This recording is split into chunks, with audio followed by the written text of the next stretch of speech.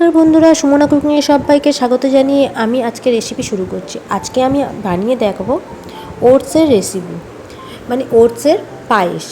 এটা বাচ্চা বড় সবাই খেতে পারে, খুবই একটা হেলদি রেসিপি। তো এই রেসিপিটি বানানোর জন্য আমার এখানে নিতে হচ্ছে ওটস। তো এখানে আমি এই ওটসটাকে ব্যবহার করেছি।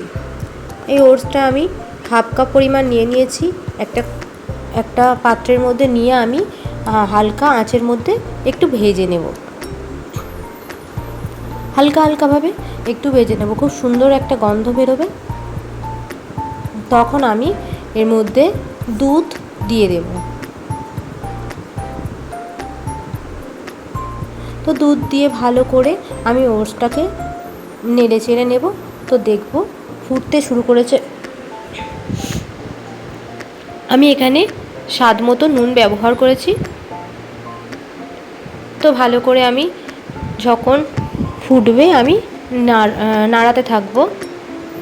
আর এটা একটা খুবই হেলদি রেসিপি, আপনারা অবশ্যই এরকমভাবে সকালবেলা ব্রেকফাস্টে বানিয়ে খেতে পারেন।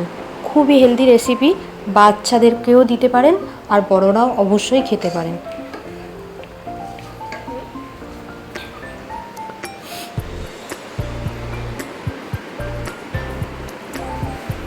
আপনারা এখানে যার যেমন ইচ্ছা ড্রাই ফ্রুট ব্যবহার করতে পারেন। আমি এখানে একটু কাজু আর একটু খেজুর ব্যবহার করেছি।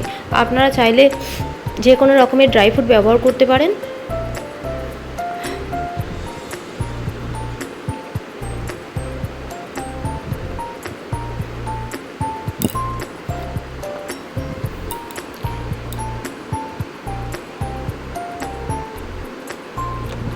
তো আমার রেসিপিটি মোটামুটি হয়ে এসেছে। তো আমি এখানে কেটে নেব দুটো কলা।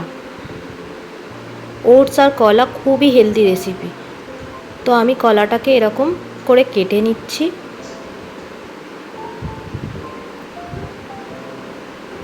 আর আমি এই ওটসের মধ্যে কোনো চিনি জাতীয় মিষ্টি ব্যবহার করছি না এখানে। তো আমি এখানে কলাগুলো এরকমভাবে কেটে নিয়েছি, আর এখানে আমি দিয়ে দেবো হানি। তো রেসিপিটি হয়ে এসেছে একদমই। তো আমি এরকমই রাখবো, পাতলা পাতলা ধরনের। আপনারা চাইলে আরেকটু গ্রেভি করতে পারেন।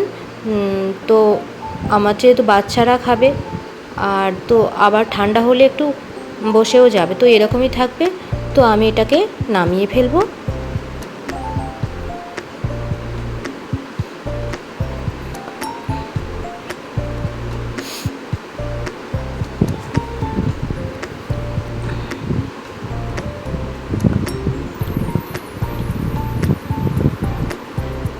আমি এই ওটসটা একটা বাটির মধ্যে নিয়ে নিয়েছি। এবার আমি এর মধ্যে সেই কলাগুলোকে দিয়ে দেব আর হানি দিয়ে দেব, দিয়ে ভালো করে নেড়ে দেব। আপনারা দেখতে পাচ্ছেন খুবই হেলদি একটা রেসিপি আর খুবই টেস্টি হয়েছে।